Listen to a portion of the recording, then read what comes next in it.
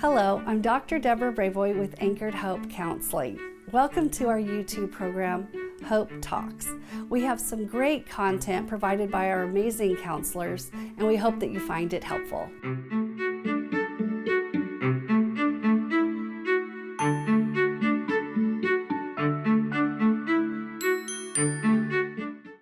Hi, I'm Michelle Path here at Anchored Hope. I'm one of the counselors. I'm a professional counselor and also a marriage and family therapist, and I'm here with Brad Walker, who is also a licensed professional counselor and licensed associate marriage and family therapist. Thanks for being here, Brad. You bet. We're going to talk a little bit today, just the systemic viewpoint, in therapy from kind of our marriage and family background. Right. How we view things, or how we see it play out in sessions. Yeah, to me, as I understand systemic theory, not to get too in depth here, but we're basically talking about a move away from a single identified patient. That's the individual that usually gets sent to see us because they are the problem, or they have the problem, or if we solve them, then everything else takes care of itself. And so we know from a systemic approach to things that that's not the way that works. Is that that individual is kind of getting a finger pointed at them, or kind of getting the blame or whatever, but they're a piece of a much bigger picture. Mm-hmm. So for example, we might see somebody, might have somebody sent to us as like a child, let's say a teenager, and they're acting out, they're having trouble with their grades, they're sneaking out of the house or whatever. And it looks like that they are indeed a problem, but then you learn as a part of looking at life from a systemic approach, you learn that there's more to this than meets the eye. Mom and dad are fighting all the time, and maybe dad's drinking and mom's spending all the money, and so you get that bigger picture, and we're able to see better results therapeutically, because we're taking it all into account, right? Yeah. So. And that's sometimes the hard part. They don't like to hear that. They're like, no, we're good. Just take my teen and you go fix them, and we're good. Don't ask me any questions about my personal life. But you're right. You have much more lasting change, higher success rate if you do look at like the whole system. Because if you just fix one part of it and then they go back in that whole system and nothing has changed, it's not going to work very well. You're still going to continue to have those same issues because the problems didn't really get resolved. Yeah. And I also find it interesting, when families take that type of an approach, to focus on a specific individual as the problem or whatever. It's interesting to watch the dynamics of that system, and the way that, let's say, for example, if we're talking about somebody in the family with an addiction issue, like let's say dad goes off to treatment, and so the family thinks, well, mom and the kids will get it all together and everything will be all ice cream and unicorns now that dad's off over here. But what you notice in the systems approach is, now that dad is taken kind of out of that picture and not acting out anymore, that somebody else will step up and become the problem. Yeah. And so then they're like, well, little Johnny over here has never been a problem before, but now dad's out of the picture and Johnny's acting out. So it's always kind of interesting to watch that dynamic happen. Yes. And then we're involved in many different systems, so if you're looking at it from like a child standpoint, you have your family and you kind of have your role there, but then also when you're in your classroom, they may have different behaviors, but also that system and how it functions is a little bit different. So I think that's where it's really neat to get that collaborative approach with the systems theories of what makes all this make sense, and trying to look at all the different moving pieces instead of just that one like individual. You get a whole lot more information. Yeah.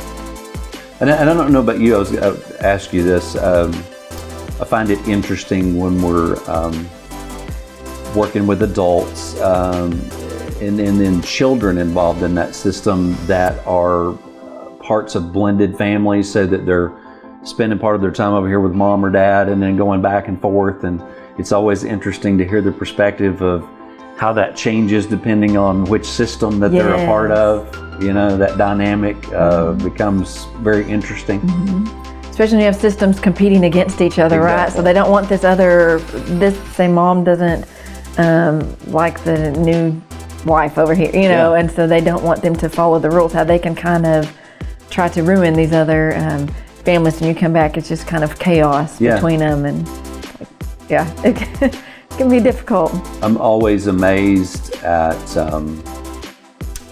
the behavior sometimes of adults in regard to children from those split systems, if you will, where rather than the adults and being concerned about what's best for the child, they're only concerned about what makes their system look the best. Yes. And that's always an interesting dynamic to watch as well. Exactly. They kind of get the identified patient, like you're talking earlier, the one that comes in sometimes isn't really the one that is really the problem, you know, but they just get all this stuff blamed on them. Maybe they're the vulnerable one that will just kind of take it, you know, and, or that expresses the symptoms are coming out more. They're not holding it in or covering it up as well. Yeah. I recently ran across some from information from back in grad school, I guess, probably, but the dysfunctional roles of children within a family system and how that unfolds, you know, the scapegoat and the clown and, you know, so it's, I always find it curious to watch how the different family members fall into those roles, because you know, we do see it so much with the identified patient, but so many people take on those roles without even realizing, you know, what they're doing to maintain that system that we're looking at. So, one of my favorite things to do with a family is observe. Families or couples really observe, like especially when they get in arguments, is just to sit back and watch and see and try to identify that what role is each person playing in this system, and they don't even realize that they have a role, you know, necessarily, until you kind of point some of these behaviors out. Yeah.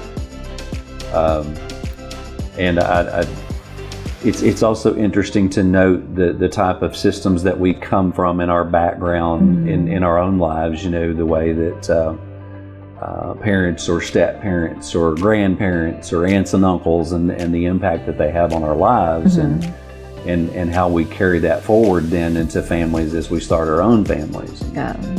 And I think you see that with families or young families, couples too, as they think that everybody's world was kind of like theirs, and they were raised this way and this is how we do it, and then you get married to somebody that had that different system, and so trying to bring those two together, especially if one of them or both was kind of chaotic, and to identify like, okay, what is helping you and what is not, because maybe neither one of these were healthy. So how do you change these systems that have gone maybe generations of normal, you know, in your family to blend into something that you're going to recreate that's going to be healthy for y'all? And it's always kind of funny when you're working with couples to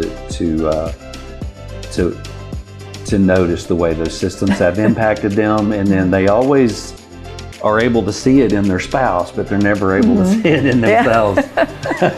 You know, it's his family's crazy or her family's crazy, but mine's just perfectly normal, you know. So that's always kind of funny to watch.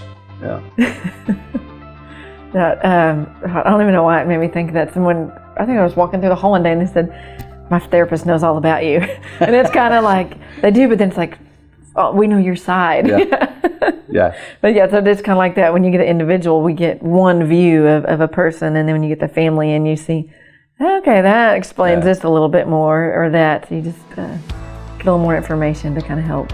It's to me, it's always helpful the more of that information that we have, and the more that we learn. And I know that there are, I know that we deal with clients, you know, at times that think that they don't understand really why we need that type of information, or why are we spending so much time looking that direction. And but I think as they learn more and more about a systemic approach, I think they're intrigued by that, because they're able to understand. You know, so many of us, when we're having issues, we take it very individually, very private, and so it helps for me anyway. In my work with clients, it helps me to kind of take some of the weight off of that individual who everybody else is blaming for the problem, and help them to see that there are other people involved in that as well. Exactly. It's not them as a problem necessarily, but there's a whole system kind of behind them that's... Absolutely.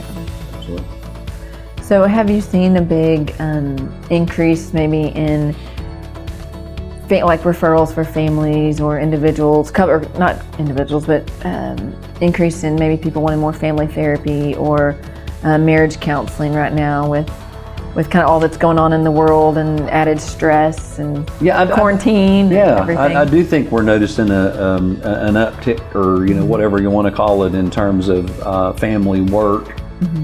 Interestingly enough, my experience early on with the virus and the quarantines and all that kind of thing happening was that initially people seemed to be handling it pretty well. I think a return to a simpler time seemed to be a pretty positive thing, but it's like the longer that they've gone, the more the wheels are kind of starting to come off, if you will. And so they are looking for help, I think, more frequently now than they were when this whole thing started. So. Yeah, I definitely think it's a great time. Maybe people will be more open to learning about the systemic roles in their family and how everything's going, because they've gotten to spend more time with each other. Absolutely. So I know we just kind of touched the tip of the iceberg with this, because there's a lot to it. But thank you so much for talking with us today about just some of the systemic issues and kind of our marriage and family viewpoint on treatment. So I hope you guys join us for another Hope Talk, and thank you, Brad, for being here. Thank you for watching Hope Talks. We hope this information was beneficial for you. Please be sure to check out our other videos, and if you would please like the video and subscribe to our YouTube channel, we would really appreciate it. Thanks so much and have a blessed day.